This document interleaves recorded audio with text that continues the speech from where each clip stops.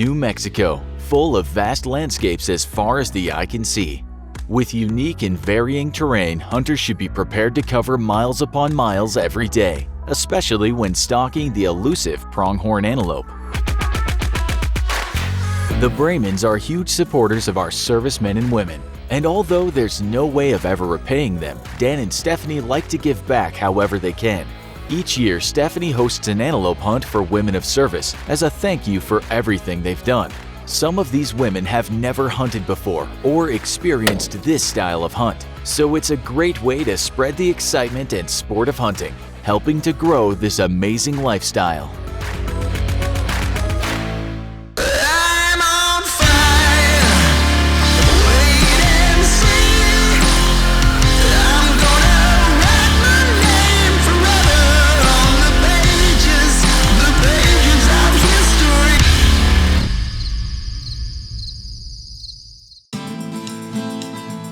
Stephanie hosts these hunts at Tri-State Outfitters each year. On this trip, we join up with guide Chip Biner as he takes Jeannie Hansen and Susan Markham on their first antelope hunt ever. My name is Jeannie Hansen.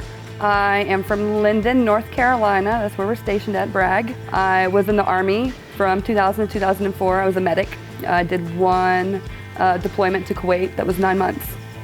Jeannie is an avid tree stand hunter in North Carolina and is more than excited to get out west and try her hand at stalking a pronghorn antelope.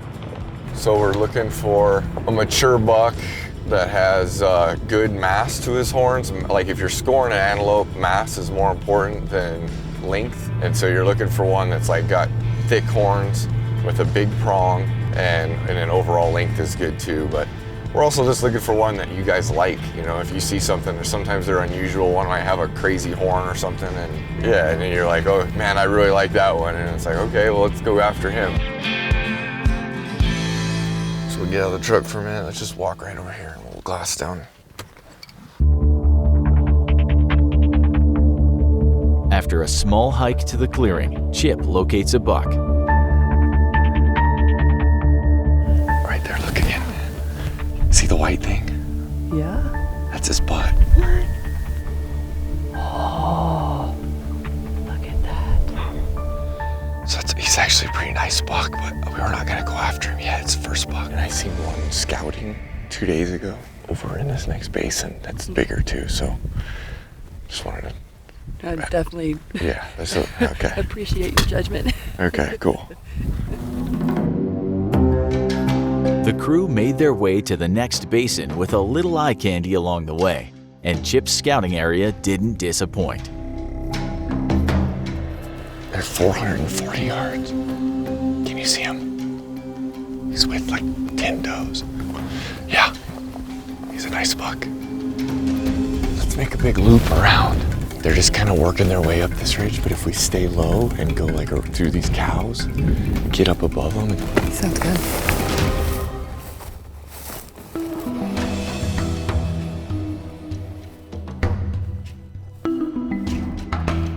So they're gonna be just right below us here, and I'm gonna stay in front of you until I can see some other heads.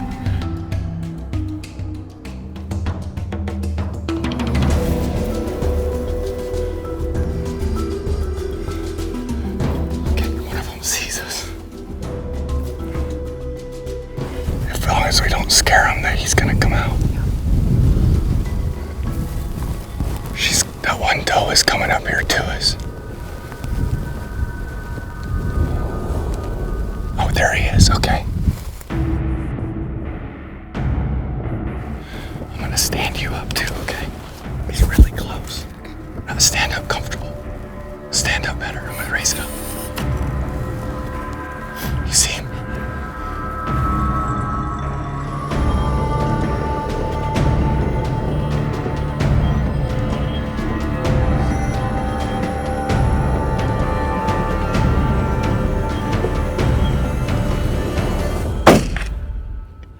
Pretty sure, yeah, you got him.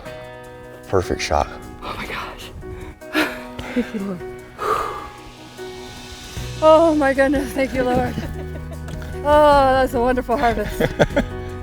We got to do it exactly exactly how I wanted, you know, not from the truck, not just walking out 100 yards. You know, we actually had to come around the stock a little bit and work our way in. It was perfect. That was awesome. Perfect, yes. You did good. All right, let's go check him out. Okay.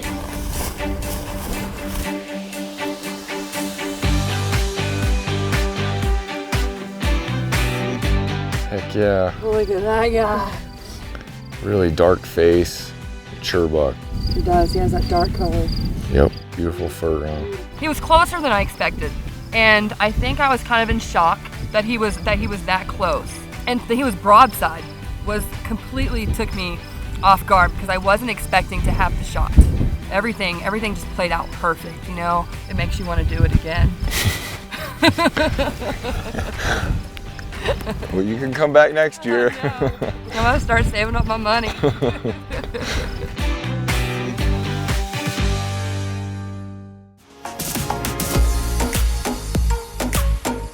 My name is Susan Abraham, and I'm in the U.S. Air Force. I'm an intelligence analyst currently stationed at Fort Bragg and originally from the St. Louis area of Missouri. Chip wasted no time getting back out to try to get Susan on a nice mature buck of her own. It's fun hunting antelope or pronghorn just because you get to watch them and you can find them all day long. If they're up feeding, they stand out so well because of their white butt, and that it's important to find them from a long ways away, because if you bother them or you startle them, they can run a mile or two. Whereas if you just are real methodical and sneaky, you can watch them and sneak up and kill them at 200 yards like she did, you know? So better to be patient. There was a lot of bucks in here this morning, and I'm only seeing a handful now. Susan doesn't have a lot of experience hunting, and after Chip's lesson on patience, she was set with that exact challenge over the next couple days. Time is getting short, but this ranch has a great population of pronghorn antelope to choose from.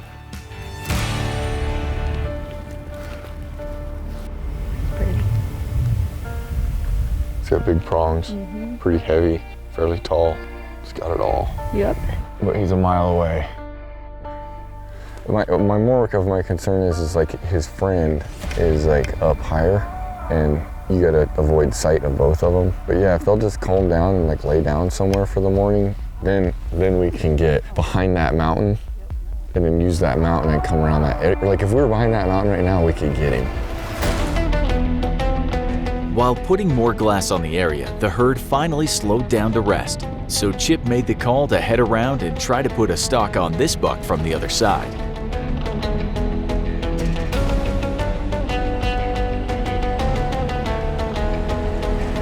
Should be good. Just keep working our way right here. The antelope should just have gone over this ridge right here.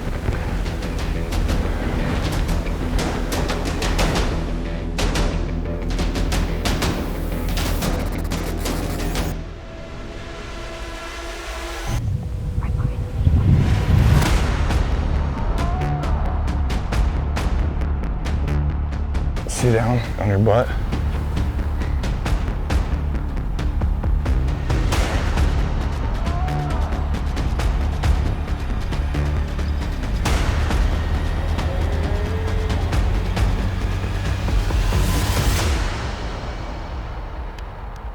Hey, buck.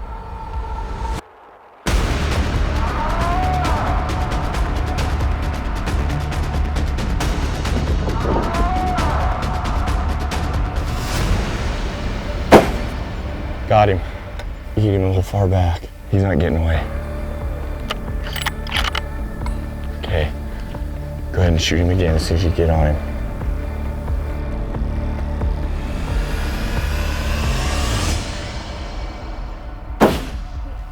Like he's mortally wounded. Yeah, you got the bigger of the two. That's good. You shot the right one.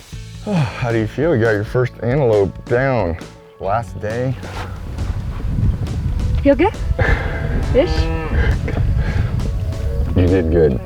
You made a lethal shot. You didn't just, animals don't turn off when you shoot them, unfortunately, but. How far away is he? Now I believe he's 225 yards.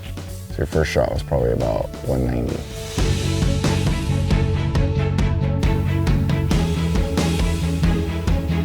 like poke it real lightly there, and if he flinches and, nope, he's dead. All right, good job. Congratulations. Relieved. Very humbling experience. These are, a group of women that, other than coming out here, would have never met. I said earlier, Gina was an hour from my house and would never met her. Just the humor and, the stories and what people have been through. Like, we have so many different backgrounds and experiences that are very unique. While we have some similarities, there's a lot of uniqueness between us. And we've all, even coming out here, each one of our stories for how the hunts have gone, how each day has gone, we've all just had different stories, different experiences here as well that we can all share with each other. And it's a memory that definitely will never forget. Linking up with Stephanie, with wildlifers, like, opportunity of a lifetime. Could not be more grateful. So for other women to come out, have the opportunity to do this, whether it be this kind of hunt or something similar, I 100% take advantage. If you have the means, if you get the opportunity, take advantage of it and use it to build upon, share it with other women. Don't keep it to yourself and internalize it. Tell everyone about it, because it's unlike anything else I've ever done.